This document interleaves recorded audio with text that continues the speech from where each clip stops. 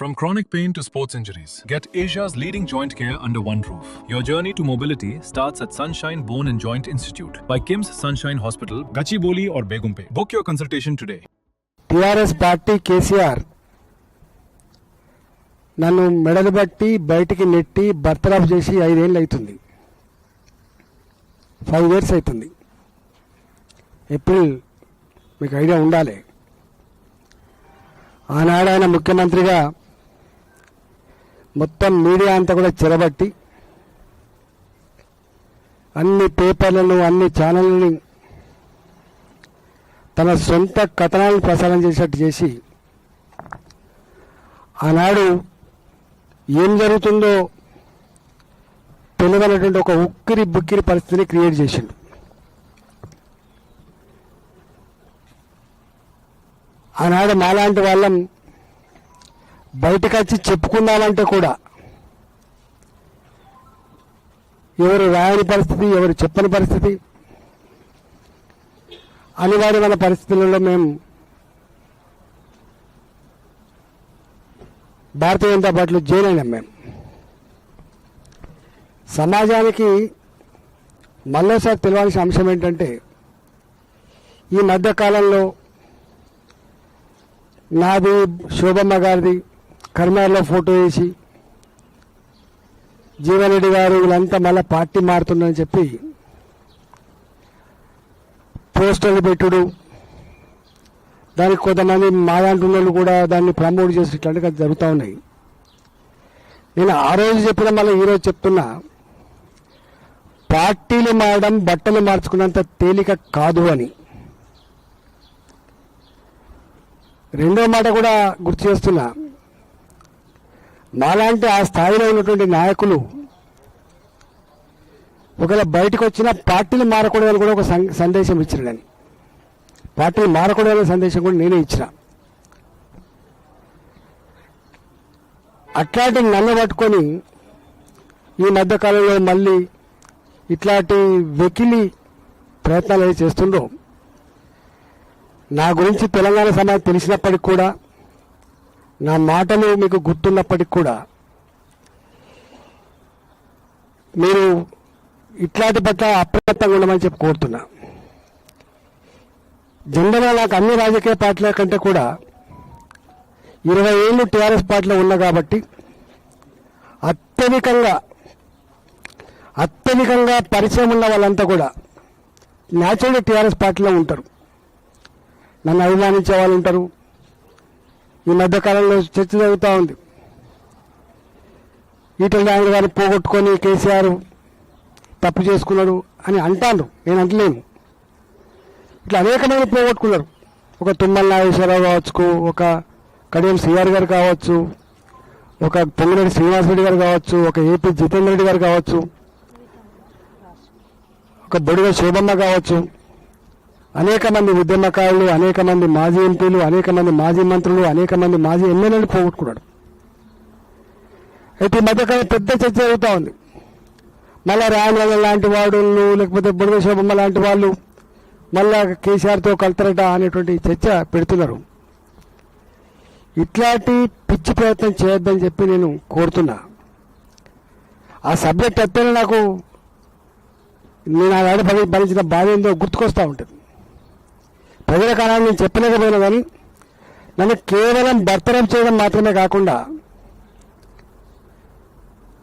పేపర్లలో, టీవీలలో నా క్యారెక్టర్ అసాసిన్మెంట్ చేయడమే కాకుండా తనకున్న అధికార బలంతో ఆనాడు రఘునందన్ రావు అనేటువంటి ఒక ఐఏఎస్ ఆఫీసర్ బృందాన్ని వేసి రాత్రే ఒక 3 లక్షల రిసెప్టివ్లలో గోడౌన్స్ ఉంటాయి, ఖాళీ చేయించి 3 ఏళ్ళు ఖాళీ పెట్టించిండు.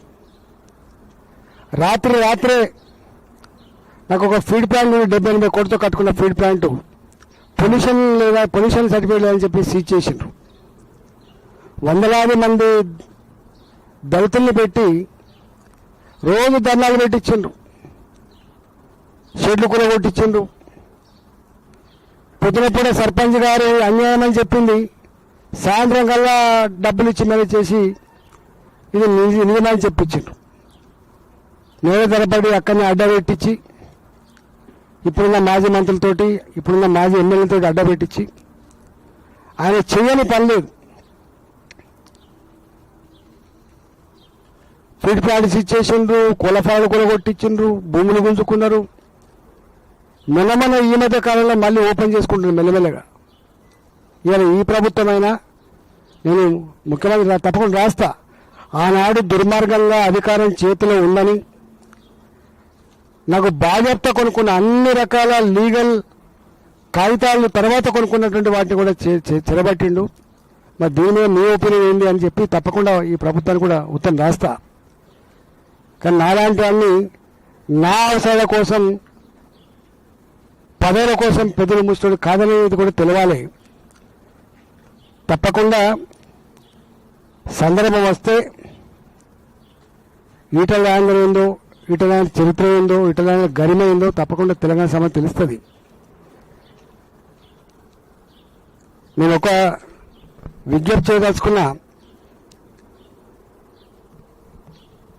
ఈ రాష్ట్రంలో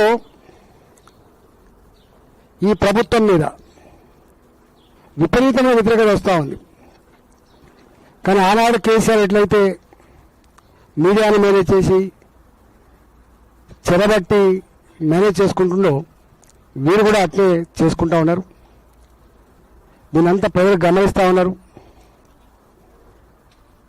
సందర్భం వచ్చినప్పుడు తప్పకుండా ఇప్పటికే హైదరాబాద్లో మాలాంటి వాళ్ళం ఒక హైడ్రా పేద ఇళ్ళు కూల్చేసినాడు ఎట్లా స్పందించడం, మూసి పేరిట వాళ్ళ వెనుక ఉన్న ఏజెంట్ అయిందో దాని మీద మేము ఉద్యమించడం, ఇవాటికి పేదల అసైన్మెంట్ భూములు గుంజుకుంటున్నప్పుడు దాన్ని అడ్డుకున్నది మేము. ఇట్లా అనేక విషయాల మీద ఉన్నాం. రాబోయే కాలంలో తప్పకుండా ఈ ప్రభుత్వం బుకాయిస్తూ దబాయిస్తూ మీడియాను మేనేజ్ చేస్తూ ఇలా వాళ్ళ ఇచ్చినటువంటి హామీలను పక్కకు నెట్టి ఉల్టా దాడులు చేస్తుందో దాని మీద కూడా తప్పకుండా మేము త్వరలోనే ఉద్యమం చేస్తామని చెప్పి హెచ్చరిస్తూ ఉన్నాం. ఇవాళ మా ఎంపీల బృందం, పార్లమెంట్ సభ్యుల బృందం ఇక్కడ మేము జిహెచ్ఎంసీలో ముగ్గురం ఉంటాం. కొండా విశ్వేశ్వరరెడ్డి గారు, నేను, రఘునందన్ రావు గారు. ఇప్పటికే ఈ జిహెచ్ఎంసీ పరిధిలో ఎన్నికలలో ఎట్లా మేము కలిసి పనిచేసుకోవాలి, ఎట్లా గెలిపించుకోవాలి దాని మీద మేము ఆలోచన చేసినాం. తప్పకుండా చేస్తాం. తర్వాత 6 మంది ఎంపీలం ఉన్నాం. 2 కేంద్ర మంత్రులు పక్క పెడితే మేము 6 మంది ఎంపీలం ఉన్నాం. 6 మంది ఎంపీలం కూడా తప్పకుండా ఈ రాష్ట్రంలో ఉన్నటువంటి సమస్యలు ఏవైతున్నాయో మా ఎంపీలతో పాటుగా మా ఎమ్మెల్యే బృందాన్ని కూడా ఇన్వాల్వ్ చేసి, ఇలా మా దగ్గర డంపింగ్ యార్డ్ ఉన్నది. ఎన్నిసార్లు మొదలుపెట్టుకున్నా కూడా దానికి ఒక పరిష్కారం లేదు. చివరికి నేనే సుప్రీంకోర్టులో ఒక ఇన్వాల్వ్ అయ్యి కేసు వేసిన. ఇట్లాంటి క్రానిక్ ఇష్యూస్ ఉన్నాయి. అసైన్మెంట్ భూముల ఇష్యూస్ కావచ్చు, లేకపోతే మహబూబ్నగర్లో ఉన్న కొన్ని ఇష్యూస్ కావచ్చు, ఇలా మెదకులో ఉన్నటువంటి కొన్ని ఇష్యూస్ కావచ్చు, తెలంగాణ వ్యాప్తంగా ఇష్యూస్ కావచ్చు. ఇలా ఇష్యూస్ మీద కూడా మా ప్రజాప్రతినిధిగా తప్పకుండా ఏదన్నా పోరుబాట పట్టాలని చెప్పి నిర్ణయించుకున్నాం. మొట్టమొదటి ఇష్యూ రేపు మేమంతా కూడా చలో బాలాజీ నగర్ పిలిపించి ఆ ఇష్యూ మీద తప్పకుండా మా ఎంపీల బృందం అంతా కూడా మా ఎమ్మెల్యేతో కలుపుకొని ఆ సమస్యలు పరిష్కారం అయ్యేంత వరకు వదిలిపెట్టే ప్రసక్తి లేదని చెప్పి నేను విజ్ఞప్తి చేస్తున్నా.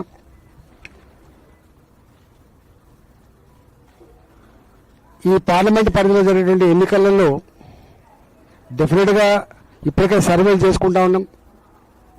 డబ్బులు నమ్ముకొని, ప్రలోభాలు నమ్ముకున్న వాళ్ళు ఒకరికి ఉన్నారు, ధర్మాన్ని నమ్ముకున్న వాళ్ళం, ప్రజలు నమ్ముకున్న వాళ్ళు ఇంకొక వైపు ఉన్నాం. 100కు 100% ఇక్కడ జరిగేటువంటి ఎన్నికల్లో మేము పకడ్బందీగా ప్లాన్ చేసుకుంటున్నాం. తప్పకుండా రాబోయే ఎన్నికల్లో విజయకేతనం ఎగరడానికి మేము తప్పకుండా ప్రయత్నం చేస్తాం. Thank you.